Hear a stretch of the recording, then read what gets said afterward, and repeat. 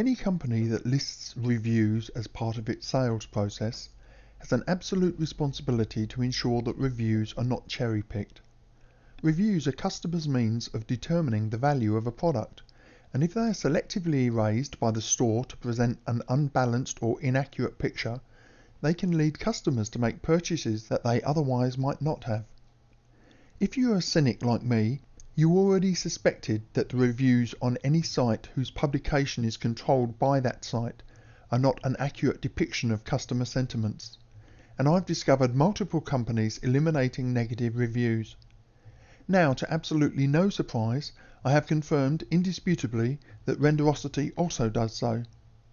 My proof relates to a product called Light Dots by content vendor Ken1171 Designs. I originally bought the product some months ago. When I reviewed it, I gave it 4 out of 5, mentioning that my one reservation was the fact that the script did not auto-load. Light Dots is a product that needs to be running all the time, every time you load Poser.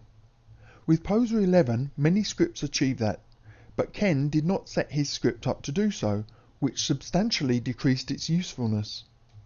I reached out to Ken to ask why his products didn't do so, and he said that he didn't know how, despite the fact that he is a professional programmer away from Poser. But, he assured me, he was researching how to do so, and the reason he had not done so from the start was because other vendors who had added this feature were no longer a part of the community for him to learn from. None of his 7 scripts auto-load. Ken subsequently released another script called Script Manager to address that inadequacy by managing the non-auto-loading scripts. Upon seeing that he was selling a solution to his own programming inadequacies or choices, I returned to my review many months later and revised my score downwards to 1 out of 5. The other night I received a message from Jen Blake, the marketplace manager, telling me that my review had been pulled. Bear in mind that my review contained no inaccuracies, no profanity, and simply articulated the fact that Light Dots was severely crippled by not auto-loading, something that I mentioned in my original review, and which was demonstrably true. It only became an issue when accompanying a low score. I also opined that Light Dots had been deliberately crippled in order to upsell another script. Her messages were more revealing than I think she can possibly have intended, but now their entire game has been exposed. Jen Blake said, "I have removed your review of the Light Dots script as it is not accurate. The new Poser 12 scripts do not launch with Poser. They are now registered with your account through Poser and need to be started when used.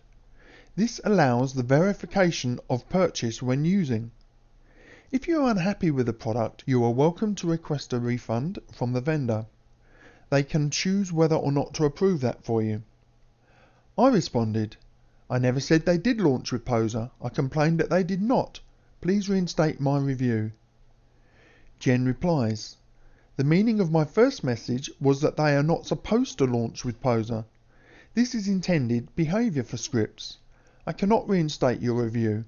If you post it again, I will be required to remove it once again. As I said, if you are unhappy with the product, you are welcome to request a refund." To which I said, "The fact that the intended behavior harms the script's function in the interests of running a verification script is something that is absolutely within the purview of a review. They have essentially been crippled simply so that you can check their purchase status. To make matters worse, Ken then has the temerity to sell another script to manage all the scripts that have been crippled. This is starting to look as though Renderosity sculpts its reviews." I never received another response, but I would just reiterate that observations about the way a product does not function are an absolutely legitimate part of the review process. If you buy a car and that car has a fuel refilling cap that can only accept fuel at 3 petrol stations in the country, that is a design flaw. Yes, it is a deliberate design choice for whatever bad reason, but it's a completely valid response to mention that design as part of a review. Now, I don't know what Ken's relationship with Bondware is. Much closer than the average vendor, that much is clear even just from his messages to me over the past few months. But I'm starting to think that it's pretty toxic to the broader Poser community, and I'll explain why in another video. Moreover, it is now clear that Renderosity removes critical reviews, so its entire review process is meaningless. And while we're on the subject, splitting reviews of Poser 12 into regular and upgrade versions is pretty underhanded as well. People are reviewing the program, not the means by which they purchased it. Also, Renderosity leaves it to the vendor to decide if they will issue refunds.